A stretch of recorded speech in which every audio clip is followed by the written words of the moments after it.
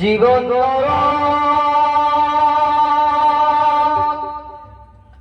আমার ছবি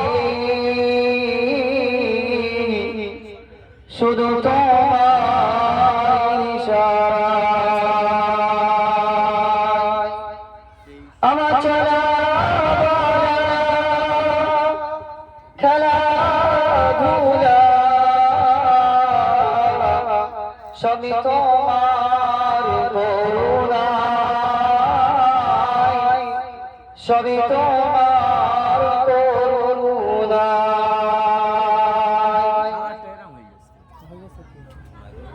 স্মৃতি দিয়ে সাহস দিয়ে বানাইছো তুমি মোরে,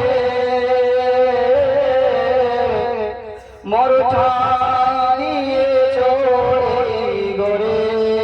আল্লাহুম্মা সাইয়্যিদিনা মাওলানা মুহাম্মদ ওয়া আলা আলি সাইয়্যিদিনা মাওলানা মুহাম্মদ। আলহামদুলিল্লাহি ওয়াহদা ওয়াসসালাতু ওয়াসসালামু আলা মান লা নাবিয়্যা বা'দা। আলহামদুলিল্লাহ,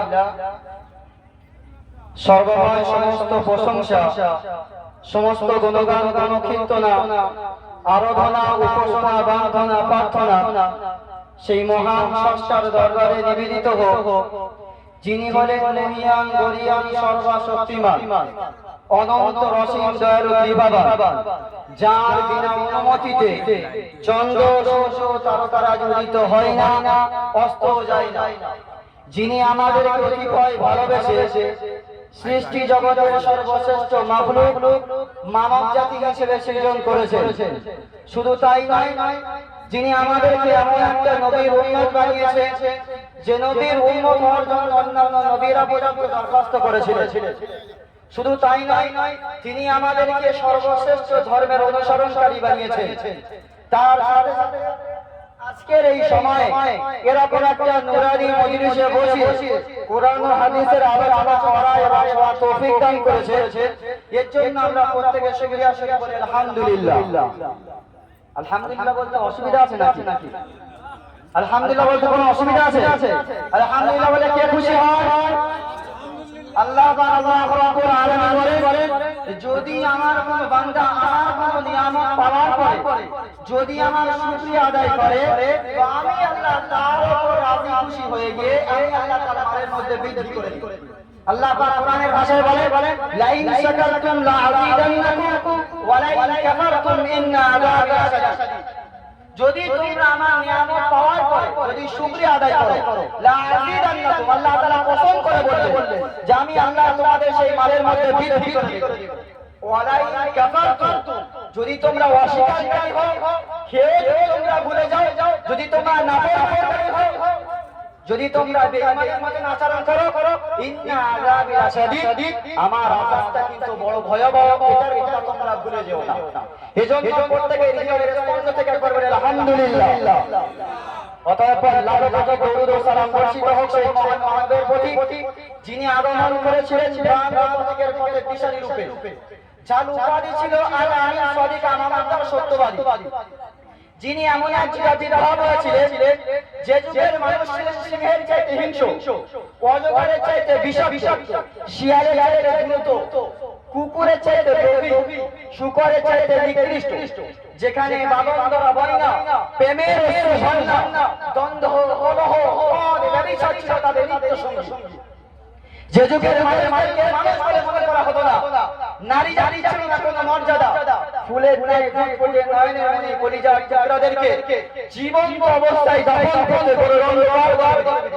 যে যুগের কথা আজ স্মরণ করলে নয়ন দিয়ে গড়ে পড়ে অশ্রু ঝর্ণা দ্বারা শ্মশান হৃদয় ডুকরে কেঁদে ওঠে, বক বক করে হাহাকারে প্লাবন হয়ে যায়। মোট কথা, তিনি এমন এক যুগে আবির্ভাব হয়ে মাত্র 63 বছর জীবন আদর্শে জনপম অপূর্বে আদর্শের থিওরি মানব সমাজ উপহার দিয়েছে। তা হিন্দু, মুসলিম, ইহুদি, খ্রিস্টান, শিখ, পারসি, শিশু, যুবক, রাখাল, কিশোর, সত্য, মিথ্য, ধনী, গরিব, জ্ঞানী, মূর্খ, যোদ্ধা, সেনাপতি, শ্রমিক, মালিক, মোট কথা সর্বকালে সর্বযুগে সর্বশ্রেণীর প্রয়োজন। যার আদর্শ সংক্রান্তে স্বয়ং আল্লাহ তাআলা রাব্বুল আলামিন পবিত্র কোরআন পাকের পবিত্র কোরআনের ভাষায় বলে ইন্নাকা লাআলা আলামিন আযীম। আল্লাহ said in the Quran, "Your message based on the word." যার অর্থ হলো যে আপনার আদর্শ হলো চূড়ান্ত পর্যায়ে সর্বশ্রেষ্ঠ। যার আদর্শ সংক্রান্তে হিন্দু ধর্মের ধর্মকে বলা হয় হোতার বিন্দ, হোতার বিন্দ, মহাহিন্দ, ওয়াল্লাহ জ্যেষ্ঠম শ্রেষ্ঠম পরম মহরম লা ইলাহা ইল্লা ইল্লাহ মুহাম্মাদুম জন্ম বৈকুণ্ঠ পর অপরিণতিতে জটিলা মহামহরম। যার আবিধানিক অর্থ হলো আল্লাহ তাআলা বলে আমি হলাম মহা ইন্দ্রের ইন্দ্র, লা ইলাহা বললে সমস্ত পাপ মাফ হয়ে যায়, ইল্লাহ বললে প্রচুর সম্মানের অধিকারী হয়ে যায়। আর যদি তোমরা চিরতরে স্বর্গে বাস করতে চাও তাহলে সেই মুহাম্মাদের নাম জপ করো। প্রত্যেকে একবার হৃদয়ের স্পন্দন থেকে সেই নবীর প্রতি লাখো কোটি দরুদ ও সালাম বলছি। প্রত্যেকে একবার জোর কণ্ঠে বলি সাল্লাল্লাহু আলাইহি ওয়াসাল্লাম। আল্লাহ রাব্বুল আলামিন অশেষ মেহেরবানি যে আমাদেরকে এরকম একটা নবীর উম্মত বানিয়েছে। বর্তমান পৃথিবী জুড়ে, বর্তমান সারা বিশ্ব জুড়ে যে নবীর জীবন আদর্শ নিয়ে তারা চিরুনি তালাশ করে, ময়না তদন্ত করে একটা কথাকে বাস্তব রূপে তারা প্রমাণ করছে। আমরা সেই নবীর উম্মত হয়েও এত বড় দুর্হতভাবে হয়ে গেছি যে নবীর পরিচয় সম্পর্কে আমরা অবগত হই নাই, যে নবীকে আমরা নবীর গুরুত্ব আমরা দিতে পারি নাই। বর্তমান মেডিকেল সায়েন্সের একদল স্টুডেন্ট তারা আল্লাহ রাসূল সাল্লাল্লাহু আলাইহি ওয়াসাল্লামের আজ থেকে প্রায় 1500 বছর পূর্বে বলে যাওয়া কথাকে তারা রিসার্চ করতে লাগলো। ইসলাম ধর্মের সর্বশ্রেষ্ঠ মানব যার নাম হলো মুহাম্মদ রাসূল সাল্লাল্লাহু আলাইহি ওয়াসাল্লাম। আমেরিকার একজন খ্রিস্টান ধর্মের মানুষ যার নাম হলো মাইকেল জ্যাকসন, সে ইংলিশ থেকে একটা কিতাব লিখেছে, যে কিতাবটার নাম হলো দা 100, যার আবিধানিক অর্থ হলো 100 মনীষীর জীবনী সেখানে তুলে ধরেছে। তার মধ্যে সর্বপ্রথম যার জীবনী সম্পর্কে তিনি আলাপ আলোচনা করেছেন, তিনি আর অন্য কোনো ধর্মের মানুষ নয়, তিনি আর অন্য কোনো মানুষ নয়, অন্য কোনো নেতা নয়, অন্য কোনো নবী নয়, আমাদের নবী সরকারে দো আলম হুজুর আকরাম সাল্লাল্লাহু আলাইহি ওয়াসাল্লাম। জোরে বলে গেলেন সুবহানাল্লাহ। তিনি তার রচিত কিতাবের মধ্যে লিখেছেন মুহাম্মদ ছিল এমন একজন মানুষ যে তার 63 বছর জীবন আদর্শে কোনোদিন একটা কথা মিথ্যা কথা বলে নাই।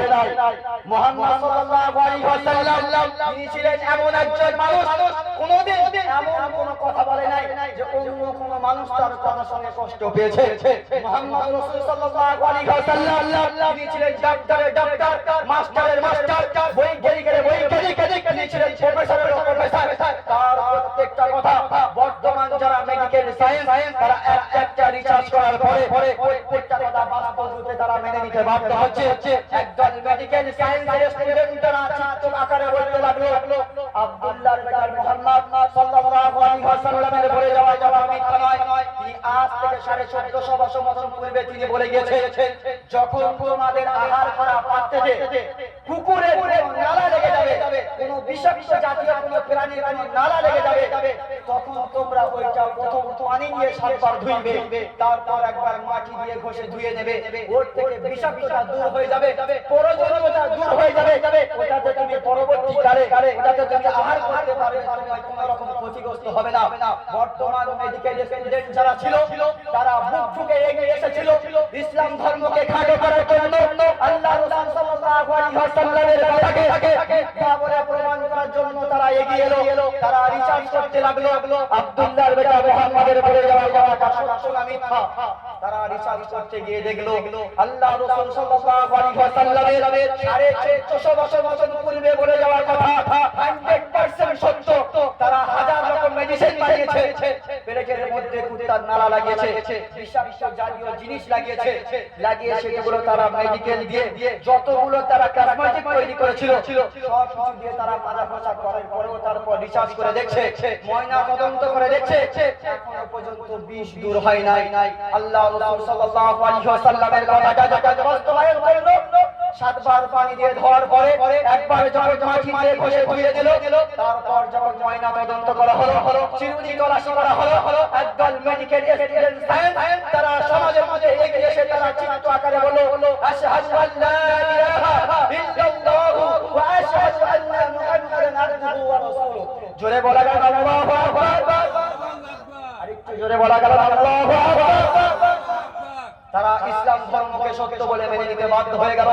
আল্লাহ রাসূল সাল্লাল্লাহু আলাইহি ওয়াসাল্লামের বলে যাওয়া 1450 বছর পূর্বের আগের কথা তিনি বলে গিয়েছেন, যদি কোনো মানুষের শরীরের ভিতরে বিষাক্ত জাতীয় কোনো জিনিস যদি কোনো দ্রব্য যদি চলে যায়, তাকে যদি আজওয়ানা খেজুর যদি খাওয়ানো হয়, 7টা কিংবা 11টা যদি তাকে খাওয়ানো হয়, আল্লাহর কুদরতের দ্বারাই তার শরীরের ভিতরে যাওয়া বিষ পানি হয়ে যাবে। তার শরীরের ভিতরে যাওয়া বিষ তাকে কোনো রকম ক্ষতিগ্রস্ত করতে পারবে না। মেডিকেল স্টুডেন্ট সায়েন্স যারা ছিল, যারা স্টুডেন্ট ছিল, তারা একদল এগিয়ে এলো, তারা এই কথাটা সত্য কথা না মিথ্যা কথা যাচাই করতে লাগলো। আল্লাহ রাসূল সাল্লাল্লাহু আলাইহি ওয়াসাল্লামের কথাটা সত্য না মিথ্যা এটা তারা যাচাই করতে গিয়ে একজন ইসলামিক স্কলার ব্যক্তিকে দাঁড় করালো, একটা সম্মেলন বানানো হলো, সেখানে একজন ইসলামিক স্কলারকে দাঁড় করিয়ে তাকে প্রশ্ন করা হলো, তোমাদের ধর্মের একজন মানুষ যার নাম হলো মুহাম্মদুর রাসূলুল্লাহ সাল্লাল্লাহু আলাইহি ওয়াসাল্লাম, তিনি আজ থেকে 1450 বছর পূর্বে বলে গিয়েছে, মানুষের শরীরের ভিতরে যদি কোনো বিষাক্ত জাতীয় যদি জিনিস চলে যায়, তাকে যদি আজওয়ানা খেজুর খাওয়ানো হয়, তাহলে তার বিষ পানি হয়ে যাবে। তুমি তো একজন ইসলামিক স্কলার, তাহলে তুমি এখানে কাম করে দেখাও, তবে আমরা মেনে নেব যে তোমাদের রাসূলের বলে যাওয়া বাণী সত্য, তোমাদের ধর্মের কথা সত্য, তোমাদের রাসূলের হাদিস সত্য। ইসলামিক স্কলার বুক চিতিয়ে আগিয়ে এসে বুকটা আগে বাড়িয়ে দিল, দিয়ে বলল ঠিক আছে আমি বাস্তবায়ন করে দেখে দেব। তাকে প্রথমত ভাবে 1 গ্লাস বিষ পান করানো হলো, তারপর তার সামনে আনা হলো আজওয়ানা খেজুর, তারপর তাকে খেজুর খাওয়ানো হলো, খেজুর খাইয়ে পরিপূর্ণভাবে তার বডিকে রিচার্জে মাইক্রোডাক্ট করে দেখা হলো, পরিপূর্ণভাবে চিরুনি তলাশ করে দেখা হলো যে তার শরীরের মধ্যে যত রকম বিষাক্ত জাতীয় জিনিস চলে গিয়েছিল, যতগুলো প্রয়োজনীয়তা জিনিস চলে গিয়েছিল, খেজুরটা খাওয়ার পরে প্রত্যেকটা বিষ খণ্ড বিখণ্ডিত হতে পানিতে পরিণত হয়ে গেল। মেডিকেল স্টুডেন্টের সায়েন্স বসে থাকা সমস্ত ইসলামিক স্কলার বেধর্মী মানুষ প্রত্যেকে চিৎকারে জোর কণ্ঠে বলে উঠেছিল আশহাদু আল্লা ইলাহা ইল্লাল্লাহু ওয়া আশহাদু আন্না মুহাম্মাদান আবদুহু ওয়া রাসূলুহু। জোরে বলা গেল আল্লাহু আকবার। তারা আল্লাহ রাসূলের এইভাবে একটা কথা বাস্তবায়ন করার জন্য, কথাগুলো বলে যাওয়া কথা সত্য না মিথ্যা যাচাই করার জন্য তারা পিছু পড়ে গিয়েছিল। তারা যখন বাস্তবায়ন করে যখন তারা হাকিকাত প্রমাণ পেয়ে গেল, তারা ল্যাজ গুটিয়ে চলে গেল। একদল মানুষ সত্য জিনিসটা বুঝতে পেরে ইসলামের ছায়াতলে চলে আসলো। এখনো পর্যন্ত আমরা এত বড় হতভাগা, সে নবীকে এখনো পর্যন্ত আমরা চিনতে পারলাম না, যে নবীকে গায়ের মানুষরা বলে প্রমাণ করার জন্য, মিথ্যুক বলে প্রমাণ করার জন্য আল্লাহ রাসূল সাল্লাল্লাহু আলাইহি ওয়াসাল্লামের সম্মুখে বারবার বিভিন্ন সময় বিভিন্ন আকারে চ্যালেঞ্জ করে দিত। আব্দুল্লাহর বেটা মুহাম্মদ, তুমি তো জোর কণ্ঠে বলো তোমার ধর্ম সত্য ধর্ম, তোমার কলেমা সত্য কলেমা, তুমি কই কেমন করো, কেমন তোমার সত্য ধর্ম আমি দেখতে চাই। তুমি যদি সত্যিকার একজন নবী হয়ে থাকো, আমি তোমাকে তোমার ধর্মের সম্পর্কে কি প্রশ্ন করব, যদি তুমি সঠিক উত্তর দিতে পারো আমি মেনে নেব যে তোমার ধর্ম সত্য ধর্ম, তোমার আমি তো সত্য ধর্ম, তুমি হলে রাসূলের সত্য। আল্লাহ রাসূল সাল্লাল্লাহু আলাইহি ওয়াসাল্লামকে সর্বপ্রথম প্রশ্ন করা হলো, আপনি বলুন ওই সমস্ত মানুষ কারা যারা 309 বছর একটা কুকুরকে সঙ্গে নিয়ে একটা গুহার মধ্যে ঘুমিয়েছিল, তারা কারা? দ্বিতীয় প্রশ্ন করা হয়েছিল, আপনি বলুন এমন কোন মানুষ ছিল যে মানুষটা পায়ে হেঁটে পুরো দুনিয়া ভ্রমণ করেছিল, সে মানুষটার পরিচয় আপনি বলুন। দ্বিতীয় প্রশ্ন। তৃতীয় প্রশ্ন রাসূল সাল্লাল্লাহু আলাইহি ওয়াসাল্লামকে করা হয়েছিল, আপনি বলুন রূহ কাকে বলে, যেটাকে আমরা বাংলা ভাষায় বলে থাকি আত্মা, আত্মা কার বলে? রাসূলুল্লাহ সাল্লাল্লাহু আলাইহি ওয়াসাল্লাম ইনশাআল্লাহ বলতে ভুলে দেওয়া দরুন 15 দিন যাবত আল্লাহ তাআলা থেকে কোন রকম কোন ওহী আসে নাই। পুরো মক্কার ওলি গলিতে, মদিনার ওলি গলিতে খবর ছড়িয়ে পড়ল আব্দুল্লাহর বেটা মুহাম্মদ জজ্জর চিটিংবাজ মিথ্যাচারী মানুষ মন গড়া কথা বলে মানুষকে পথভ্রষ্ট করছিল। তার ধর্মের কথা সত্য নয়, তার কথা সত্য নয়, তার হাদিসের কথা সত্য নয়, তার কোনো কথা সত্য নয়। যদি সত্য হয়ে থাকতো আমাদের সঠিকভাবে উত্তর দিয়ে দিতে পারত, এখনো পর্যন্ত উত্তর দিতে পারে নাই। 15 দিন পর আল্লাহর তরফ থেকে ওহী এসে জানিয়ে দেওয়া হলো রাসূলুল্লাহ সাল্লাল্লাহু আলাইহি ওয়াসাল্লাম আপনি যখন কোনো কাজ করার ইরাদা করবেন তখন বলবেন ইনশাআল্লাহ, যদি আল্লাহ চায় তাহলে কাজটা সম্পূর্ণ হবে। এজন্য আজ থেকে আমরাও নিয়ত করে নিই যতগুলো কাজ করার ওয়াদা করব, কাজ করার ওয়াদা করা শুরুতে প্রত্যেকে ইনশাআল্লাহ বলবো, ইনশাআল্লাহ। এজন্য প্রত্যেকে আরো একবার নিয়ত করে নিই মাগরিব থেকে এতক্ষণ পর্যন্ত যা আলোচনা হয়েছে আগামীতে যা হবে কম বেশি আমরা প্রত্যেকে আমল করার চেষ্টা করব ইনশাআল্লাহ। আল্লাহ তাআলা বক্তা এবং শ্রোতাকে আমল করার তৌফিক দান করুন। প্রত্যেকে বলুন আল্লাহুম্মা আমিন। শুধু এই প্রশ্নের বিষয়টা রাসূলুল্লাহ সাল্লাল্লাহু আলাইহি ওয়াসাল্লাম পর্যন্ত ক্ষান্ত হয়ে যায় না। হযরত ওমর রাদিয়াল্লাহু তাআলা আনহুকে একজন নাস্তিক এসে প্রশ্ন করছে, হে ওমর, তুমি তো ইসলামের প্রথম খলিফা, তোমরা তো বলো তোমাদের ইসলাম ধর্ম সত্য, তোমাদের আনীত ধর্ম সত্য, তোমাদের রাসূলের কথা সত্য, তোমাদের কোরআনের বাণী সত্য। তাহলে আমি তোমাকে চারটা প্রশ্ন করব, যদি তুমি সঠিক উত্তর দিতে পারো তাহলে আমি বুঝবো তোমার ধর্ম সত্য। হযরত ওমর রাদিয়াল্লাহু তাআলা আনহুকে একটা নাস্তিক সর্বপ্রথম প্রশ্ন করলো, ওমর তুমি বলো পৃথিবীর বুকে এমন কোন দুই ভাই ছিল যারা একই মার পেটে একই বছরে একই মাসে একই দিনে একই ঘন্টায় একই মিনিটের মধ্যে একই সময়ের মধ্যে দুই ভাই জন্মগ্রহণ করেছিল, আবার একই বছরে একই মাসে একই সপ্তাহের মধ্যে একই দিনে একই সময়ে তারা মৃত্যুবরণ করেছিল। কিন্তু ইতিহাস বলে তাদের হায়াতের মৃত্যুর মাঝখানে 100 বছর ব্যবধান। প্রশ্নটা বুঝে এলো?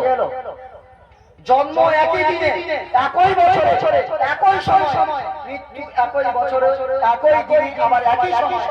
তারপর ইতিহাসের ভাষায় বলা হয় তাদের হায়াতের মৃত্যুর মাঝখানে 100 বছরের ডিফারেন্স ছিল। তারা কারা, তাদের পরিচয়টা কি? ওমর তুমি বলো। হযরত ওমর রাদিয়াল্লাহু তাআলা চুপ হয়ে গেলেন।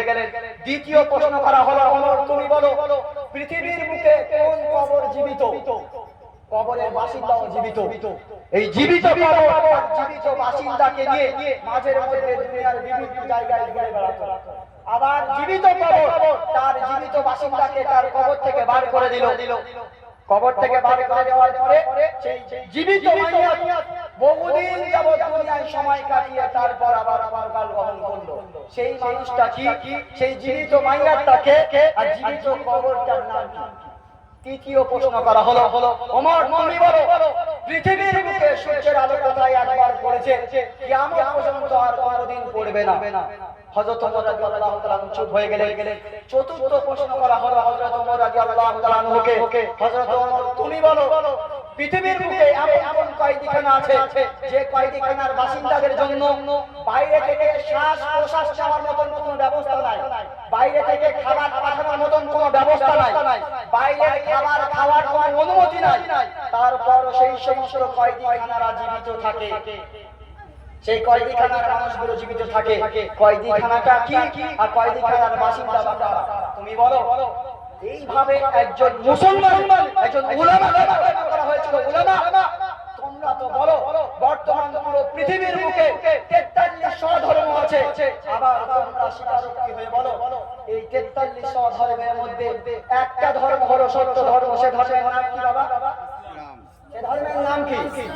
আল্লাহ পাক কোরআনের ভাষায় বলে ইন্নাদ দীনা ইনদাল্লাহিল ইসলাম।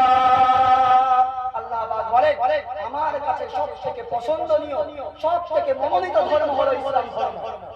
উলামাকে প্রশ্ন করা হচ্ছে, উলামা বলো তো, তোমরা যে বলো সবকিছু কারণওয়ালা মালিককে, সবকিছু কার ইচ্ছা হয়?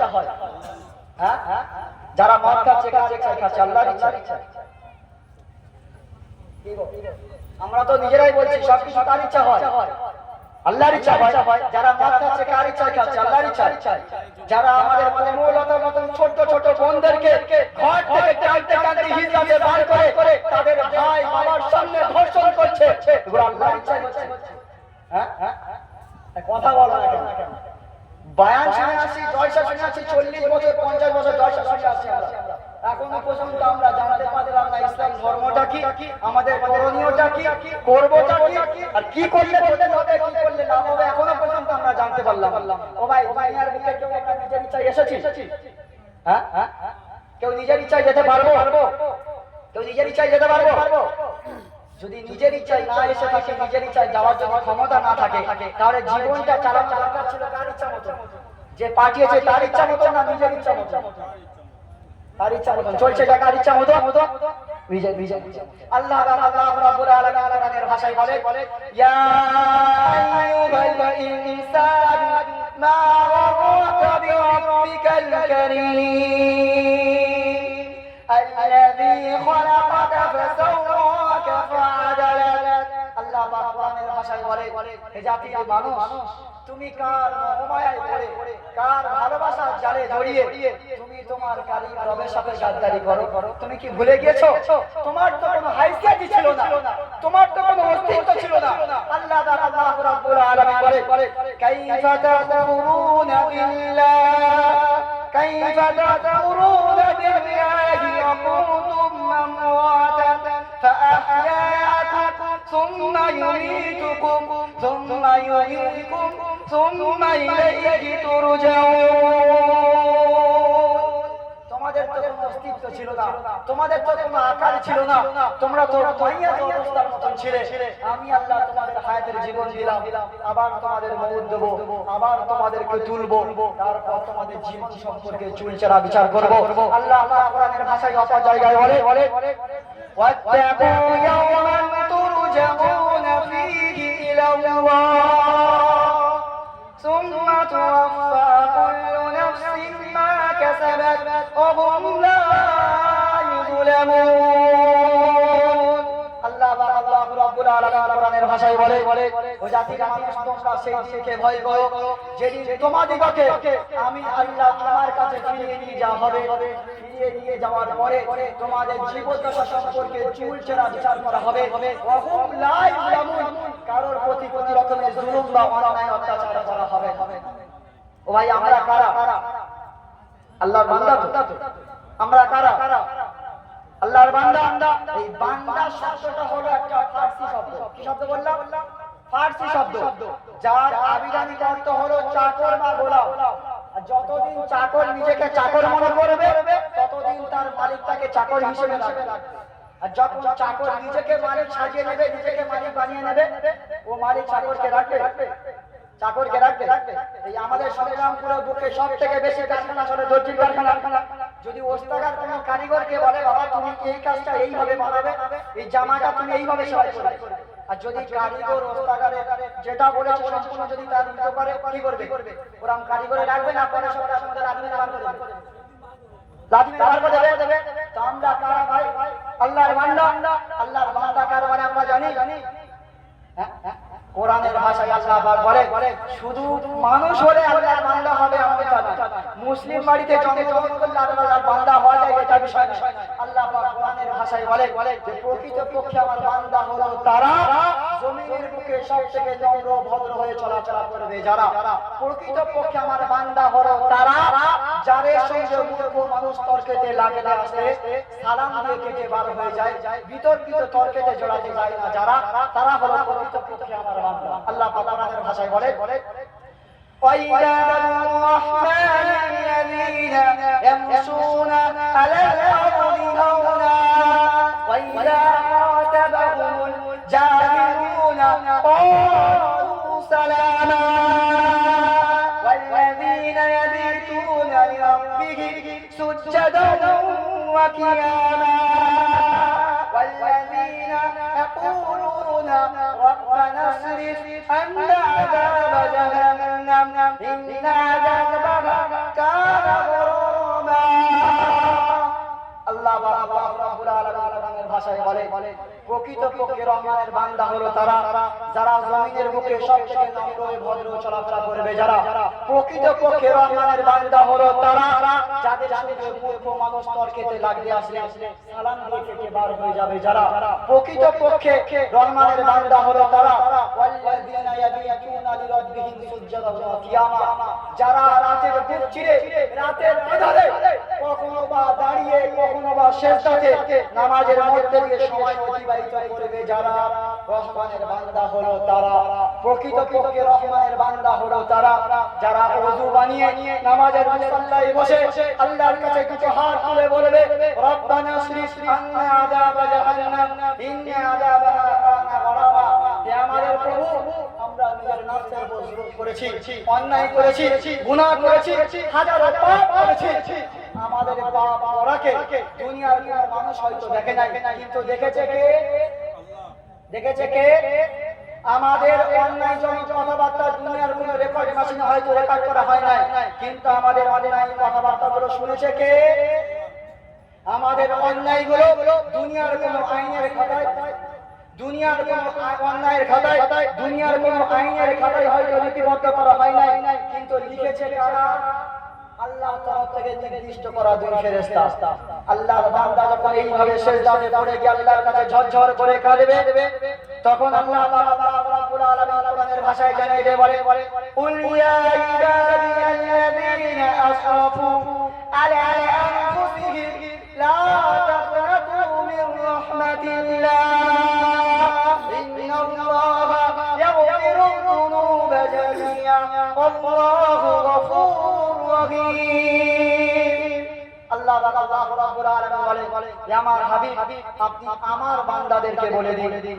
যারা নিজের নফসের উপর জুলুম করেছে যারা অন্যায় করেছে নামাজ পড়ে নাই বাবা মার সঙ্গে খারাপ আচরণ করেছে যখন বিপদে পড়েছে তখন তোমাকে স্মরণ করেছে বিপদ থেকে উদ্ধার হয়ে গেছে আমাকে ভুলে গিয়েছে এরকম বান্দা যারা আছে যারা প্রকৃতপক্ষে আমার বান্দা আপনি তাদেরকে শুনিয়ে দিন তারা যদি তওবা করে ফিরে আসে আমি আল্লাহ রাব্বুল আলামিন তাদের পূর্ববর্তী জীবনের সমস্ত গুনাহকে নেকির দ্বারা পরিবর্তন করে দেব জোরে বলুন না সুবহানাল্লাহ সেজন্য ভাই সর্বপ্রথম আমি একটা বিষয় কথা বলছিলাম যে আমরা এমন একজন মানুষকে নবী হিসেবে পেয়েছি যে নবীর উম্মত হওয়ার জন্য অন্যান্য নবীরা পর্যন্ত দরখাস্ত করেছিলেন আমাদের কোনো দরখাস্ত করতে হয় না আমাদের কোনো আকুতি ভাষায় লিখতে হয় না যে আমাদেরকে ওই নবীর উম্মত বানান তারপর আল্লাহ তাআলা অশেষ মেহেরবানি যে আল্লাহ তাআলা ওই রকম একটা নবীর উম্মত আমাদেরকে বানিয়েছে যে নবীর ভালোবাসাটা আমাদের বুঝেরো না আল্লাহ রাব্বুল আলামিন বলে হে আমার হাবিব আপনি বলে দিন আপনার ভালোবাসার লাভটা কি আপনার অনুসরণ করলে লাভটা কি আর আপনার অনুসরণ না করলে ক্ষতিটা কি আপনি বলে দিন আল্লাহ রাব্বুল আলামিন পবিত্র কোরআনের ভাষায় বলে কুল ইন কুনতুম তুহিব্বুনাল্লাহ ফাত্তাবিউনি ইউহিব্বুকুমুল্লাহ ওয়া ইয়াগফিরু লাকুম যুনুবাকুম আল্লাহু গফুরুর রহিম আমার হাবিব আপনি বলে দিন যদি কেউ আমার পিয়ারা হতে চায় যদি কেউ আমার বন্ধু হতে চায় যদি কেউ আমার ভালোবাসার পাত্র হতে চায় তাকে আপনি বলে দিন সে যেন শুধুমাত্র আপনাকে অনুসরণ করে আজকে আমরা কার অনুসরণ করছি বাবা দুনিয়ার নায়ক নায়িকাদের দুনিয়ার গায়ক গায়িকাদের দুনিয়ার সুপারস্টারদের দুনিয়ার সমাজসেবী মানুষ যারা তাদেরকে আমরা ফলো করছি আল্লাহ রাসূলের ভালোবাসা একটা মাত্র আমাদের দিলে সাড়া যায় না যে রাসূলের ভালোবাসায় মক্কা নগরীর একজন মহিলা রাসূলের ভালোবাসায় চারজন আপন মানুষকে হারিয়ে তারপর রাসূলের ভালোবাসা থেকে বহির্মুখী হয় না একজন মহিলা যখন তার কান পর্যন্ত খবর পৌঁছানো হলো যে উহুদের ময়দানে আল্লাহ রাসূল সাল্লাল্লাহু আলাইহি ওয়াসাল্লামের সঙ্গে কাফেরদের যুদ্ধ চলাকালীন আল্লাহ রাসূল সাল্লাল্লাহু আলাইহি ওয়াসাল্লামের চারখানা দন্ত মুবারক শহীদ হয়ে গেছে একজন মহিলার কান পর্যন্ত যখন এই খবর পৌঁছালো মহিলা বাড়িতে আর থাকতে পারল না ঝটঝট করে কলিজা তড়পাচ্ছে আল্লাহ রাসূলকে কখন একটা বারের জন্য দেখবেন মহিলা নিজের ঘর থেকে বার হয়ে শরীফ দেখার জন্য ঘর থেকে বার হয়ে গেলে মহিলা ঘর থেকে দৌড়াতে দৌড়াতে কিছুটা পথ যাওয়ার পরে একজন সাথীর সাথে সাক্ষাৎ হয়ে যায়। সাথীকে জিজ্ঞাসা করে, তুমি কি জানো আমার রাসূলুল্লাহ হাবিবুল্লাহ জনাবে রাসূল সাল্লাল্লাহু আলাইহি ওয়াসাল্লাম, আমি শুনলাম তার চারখানা গন্ধ মুবারক শহীদ হয়েছে, তিনি এখন তার অবস্থা কেমন আছে, তিনি এখন কোথায় আছেন আমাকে একটু বলবে? সে মানুষটা বলল, এ মহিলা, আমি তো জানি না রাসূলুল্লাহ কোথায় আছে, কিন্তু এখনই আমি আমার নিজের স্বচক্ষে দেখে এলাম তোমার বাবা দুনিয়ার বুকে আর নাই। আজকের পর থেকে তুমি বাবা বলে কোনোদিন আর কাউকে ডাকতে পারবে না। মহিলা সঙ্গে সঙ্গে বলল, ইন্না লিল্লাহি ওয়া ইন্না ইলাইহি রাজিউন। চোখের পানি মুছতে মুছতে আবার দৌড়াতে লাগলো। কিছুটা পথ যাওয়ার পরে আবার একটা সাথীর সাথে সাক্ষাৎ হয়ে যায়। মহিলা পর্দার মধ্যে থেকে জিজ্ঞাসা করে, ভাই তুমি বলতে পারবে আমার রাসূলুল্লাহ জনাবে মুহাম্মদ রাসূল সাল্লাল্লাহু আলাইহি ওয়াসাল্লাম তিনি এখন কেমন আছে, কোথায় আছেন আমাকে একটু বলতে পারবে? মহিলা সাহাবার থেকে কথা শোনার পরে সে সাহাবা হুজুর বলল, এ মহিলা, আমি তো জানি না রাসূলুল্লাহ সাল্লাল্লাহু আলাইহি ওয়াসাল্লাম কোথায় আছে আর কেমন আছে, আমি এখনই নিজের স্বচক্ষে দেখে এলাম তোমার বড় ভাই দুনিয়ার বুকে আর নাই। তুমি আজকের পর থেকে তোমার বড় ভাইয়ের মুখখানা আর কোনোদিন দেখতে পারবে না। তোমার বড় ভাইকে তুমি কোনোদিন আর তারা বলে পরিচয় দিতে পারবে না। আল্লাহর ডাকে সাড়া দিয়ে পরকাল গমন করে চলে গিয়েছে। মহিলা এই কথা শোনার পরে বলল, ইন্না লিল্লাহি ওয়া ইন্না ইলাইহি রাজিউন বলে আবারও পথ পাড়ি দিতে লাগলো। কিছুটা পথ যাওয়ার পরে মহিলা সাহাবার সঙ্গে আবার একজন মানুষের সাক্ষাৎ হয়ে যায়। মহিলা সাহাবা জিজ্ঞাসা করে, তুমি কি জানো আমার রাসূলুল্লাহ কেমন আছে? আমি শুনলাম তোমার চারটে গন্ধ মুবারক বদমাইশ বেদিনরা তারা খণ্ড বিখণ্ডিত করেছে। আমার রাসূলুল্লাহ সাল্লাল্লাহু আলাইহি ওয়াসাল্লামের চেহারা মুবারক লাল হয়ে গেছে, তিনি রক্তাক্ত হয়ে গেছে। তুমি বলতে পারবে আমার রাসূলুল্লাহ সাল্লাল্লাহু আলাইহি ওয়াসাল্লাম কেমন আছে? মহিলাকে বলা হলো, মহিলা, আমি তো জানি না তোমার রাসূলুল্লাহ কেমন আছে, এখনই আমি নিজের স্বচক্ষে দেখে এলাম তোমার পেটে ধরা সন্তান, তোমার বড় সন্তান দুনিয়ার বুকে আর বেঁচে নাই। তুমি যে মা তোমার সন্তানকে পেটে ধরেছিলে, কম বেশি করে 9 মাসের অধিক তোমার পেটের মধ্যে রেখেছিলে, 32টি নারী কোরায় কলিজার তলদেশে তুমি তাকে ধারণ করে রেখেছিলে। তার খুশি রাখতে গিয়ে তুমি তোমার দুনিয়ার সুখ শান্তি বিসর্জন দিয়েছিলে। তোমার সন্তান আর দুনিয়ার বুকে নাই, তোমাকে মা বলে আর কোনোদিন ডাকতে পারবে না। তোমার সন্তান দুনিয়া থেকে চলে গিয়েছে, মারা গিয়েছে। মহিলা সাহাবা আবারও বলল, ইন্না লিল্লাহি ওয়া ইন্না ইলাইহি রাজিউন। যেটা আল্লাহর জন্য ছিল সেটা তো আল্লাহ নিয়ে নিয়েছে, আমাদের তো একসময় আল্লাহর কাছে ফিরে যেতে হবে। মহিলা সাহাবা আবারও পথ পাড়ি দিতে কিছুটা পথ যাওয়ার পরে আবার একটা সাথীর সাথে সাক্ষাৎ হয়ে যায়। তাকে জিজ্ঞাসা করা হলো, আমার রাসূলুল্লাহ কেমন আছে? আমি শুনলাম তিনি রক্তাক্ত অবস্থায়, তিনি কোথায় আছেন আমাকে একটু বলবে? আমার দিল বেচैन হয়ে আছে, আমি সুকুন হারা হয়ে গেছি। আমার রাসূলুল্লাহকে দেখলে আমি মনের সমস্ত আমার কষ্ট জ্বালা যন্ত্রণা সমস্ত কিছু নিদারুণ ভাবে আমার কষ্ট নিবারণ হয়ে যাবে। তুমি একবার বলো আমার রাসূলুল্লাহ কোথায় আছে? মহিলা সাহাবাকে বলা হলো, মহিলা, আমি তো জানি না রাসূলুল্লাহ কোথায় আছে, এখনই আমি নিজের স্বচক্ষে দেখে এলাম তোমার প্রাণপ্রিয় স্বামী তিনি আর দুনিয়ার বুকে বেঁচে নাই। তুমি বাবা মার পরে যার বুকের উপর তুমি মাথা রেখে রাতের পর রাত কাটিয়েছো, তোমার সুখ দুঃখের কথা তুমি তার কাছে শেয়ার করেছো, তোমার সুখে দুঃখে সব সময় সে তোমার পাশে ছিল। তোমার স্বামী আর দুনিয়ার বুকে নাই, তোমার স্বামী আল্লাহর ডাকে সাড়া দিয়ে পরকাল গমন করেছে।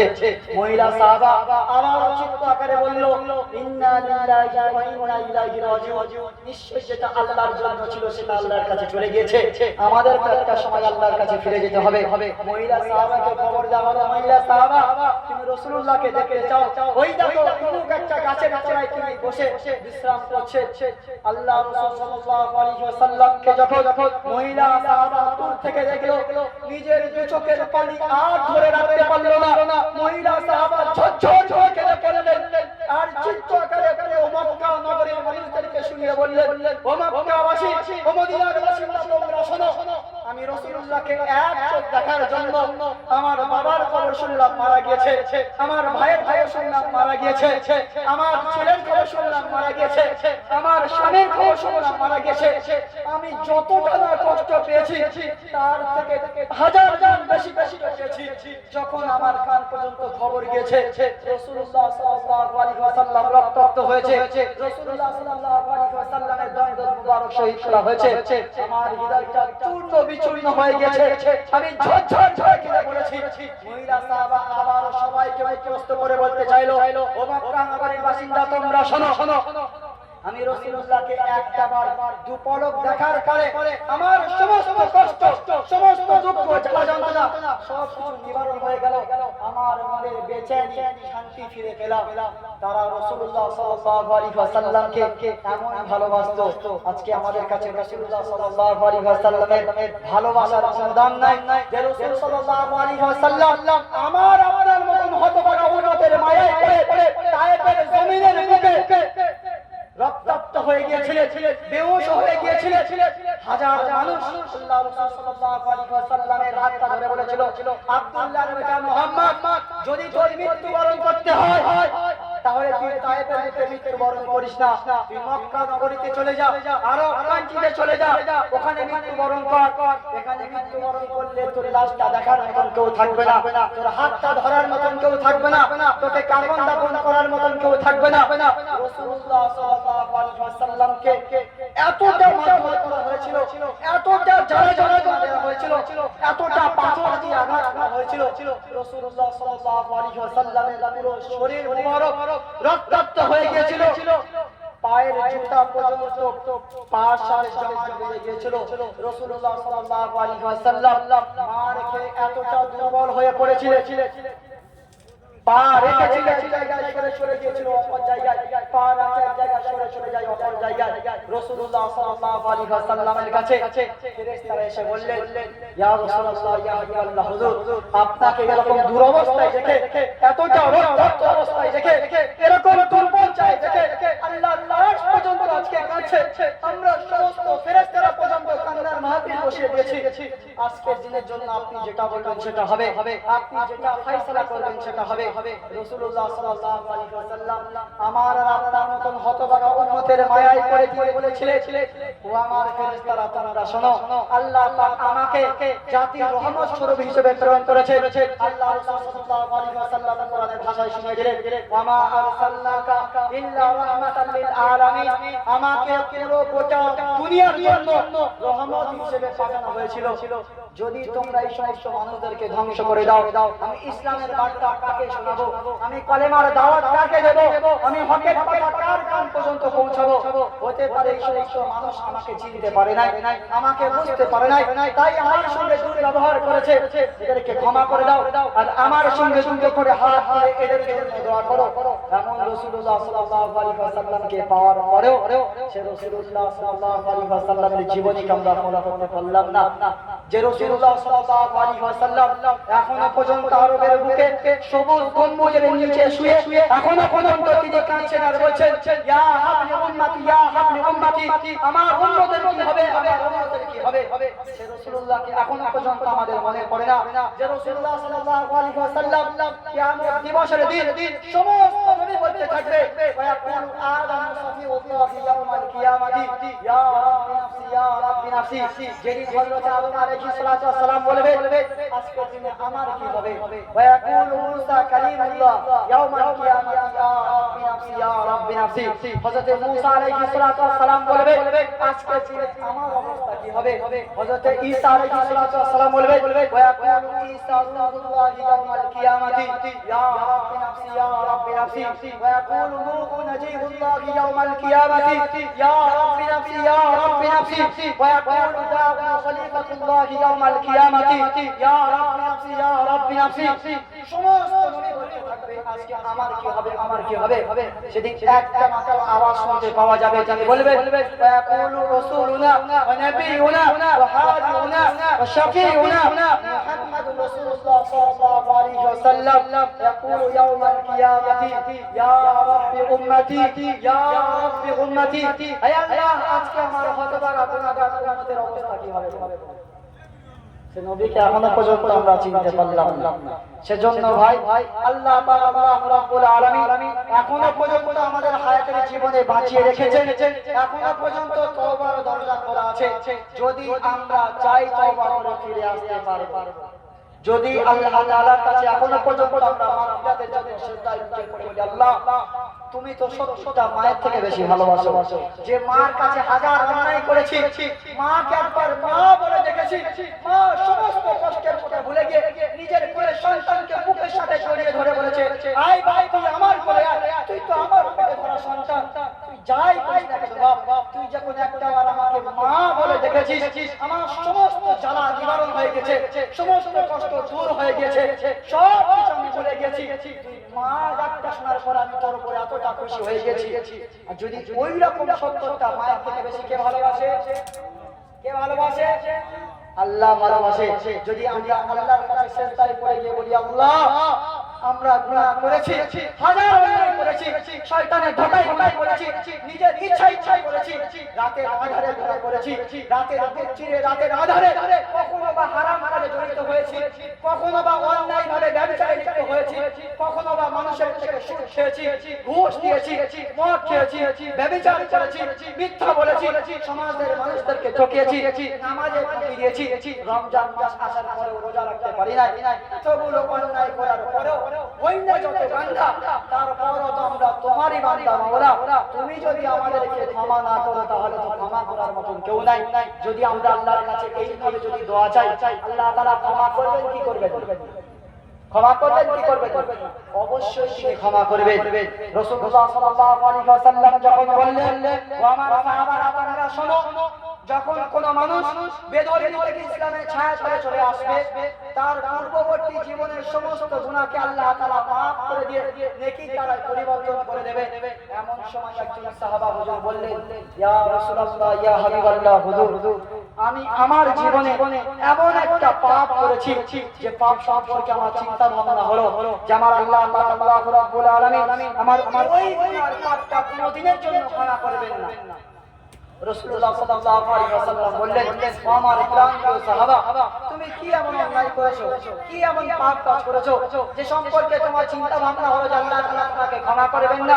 সাহাবা হুজুর কান্নায় ভেঙে পড়ে বললেন, ইয়া রাসূলুল্লাহ, ইয়া হাবিবাল্লাহ, হুজুর আইয়ামে জাহিলিয়াতের সময় যখন আমি ইসলামের ছায়া তলে আসি নাই, যখন আমি ইসলাম ধর্ম গ্রহণ করি নাই, যখন আমি মুসলমান হই নাই, যখন আমি আপনাকে চিনতাম না, যখন আমি কোরআনকে বুঝতাম না, যখন আমি ইসলাম ধর্মকে বুঝতাম না, যখন আমি আল্লাহর পরিচয় সম্পর্কে জানতাম না, তখন আমাদের হৃদয়টা এতটা শক্ত ছিল যে আমাদের তখন রীতি রেওয়াজ ছিল, যদি কোনো মেয়ে সন্তান জন্মগ্রহণ করত তাদেরকে জীবন্ত অবস্থায় পুঁতে ফেলা হতো।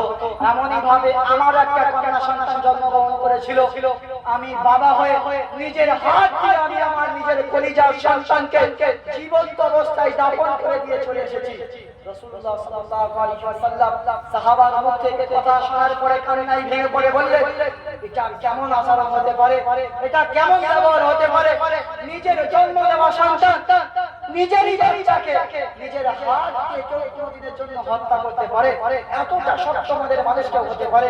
রাসূলুল্লাহ সাল্লাল্লাহু আলাইহি ওয়াসাল্লামের কাছে বার্তা দেওয়া হলো, ইয়া রাসূলুল্লাহ, ইয়া হাবিবাল্লাহ, হুজুর আপনি শুনিয়ে দিন আপনার ওই সাহাবার পূর্ববর্তী জীবনের সমস্ত গুনাহকে আল্লাহ তাআলা নেকির দ্বারা পরিবর্তন করে দিয়েছে। জোরে বলুন একবার সুবহানাল্লাহ। এজন্য ভাই এখনো পর্যন্ত তওবার দরজা খোলা আছে। যদি আমরা চাই নিজেদের গুনাহকে মাফ করিয়ে নিতে পারব। সর্বপ্রথম একটা কথা বলছিলাম, বর্তমান সমাজের একটা উলামাকে দাঁড় করিয়ে একটা হিন্দু ধর্মের পণ্ডিত তিনটে প্রশ্ন করেছিল। নাম্বার 1 প্রশ্ন করেছিল যে সবকিছু কাটনেওয়ালা জাতকে বাবা, সবকিছু কাটনেওয়ালা জাতকে আমরা কাকে সবকিছু কাটনেওয়ালা জাত বলে মনে করি? আল্লাহকে। তো হিন্দু ধর্মের পণ্ডিত বলছে, তোমার আল্লাহকে আমি দেখে বিশ্বাস করব না, দেখে বিশ্বাস করব না, তোমার আল্লাহকে দেখাও।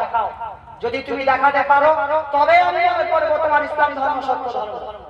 দ্বিতীয় প্রশ্ন করলো মুসলমানের একজন বিজ্ঞ মানুষকে, দ্বিতীয় প্রশ্ন করা হলো যে ভাই মানুষ কিসের তৈরি? ভাই মানুষ কিসের তৈরি?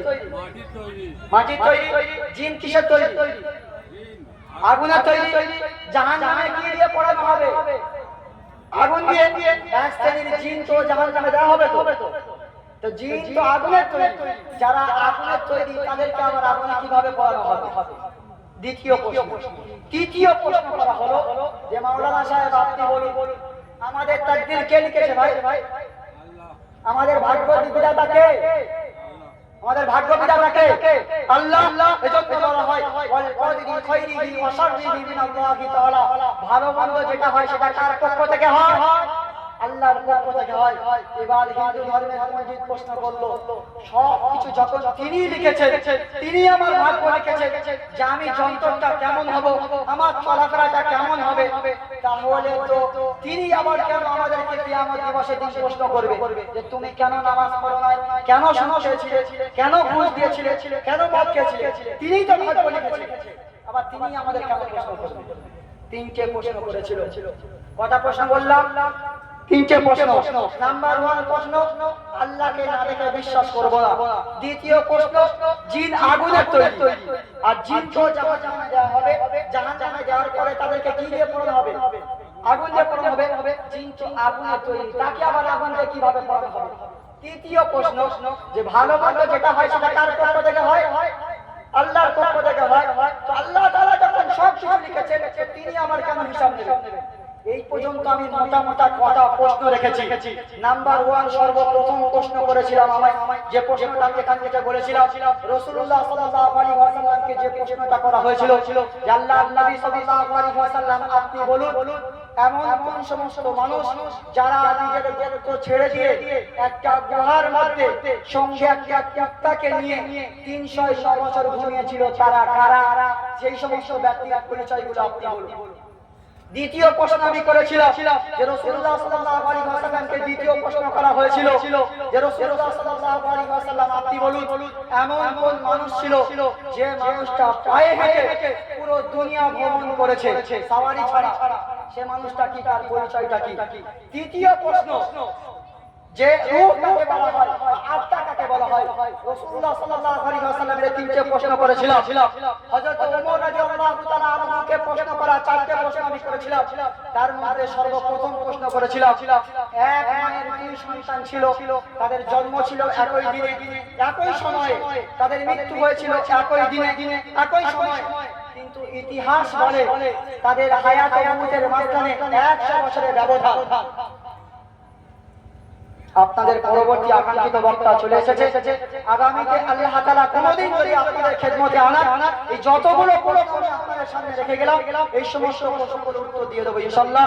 আল্লাহ তাআলা এতক্ষণ পর্যন্ত যা আলোচনা হলো এবং আগামীতে যা আলোচনা হবে আল্লাহ তাআলা বক্তা এবং শ্রোতা উভয়কে বলা এবং শোনার থেকে বেশি সামর্থ্য তৌফিক দান করুন। প্রত্যেকে বলুন আল্লাহুম্মা আমিন ওয়া আখিরু দাওয়ানা আলহামদুলিল্লাহি রাব্বিল আলামিন।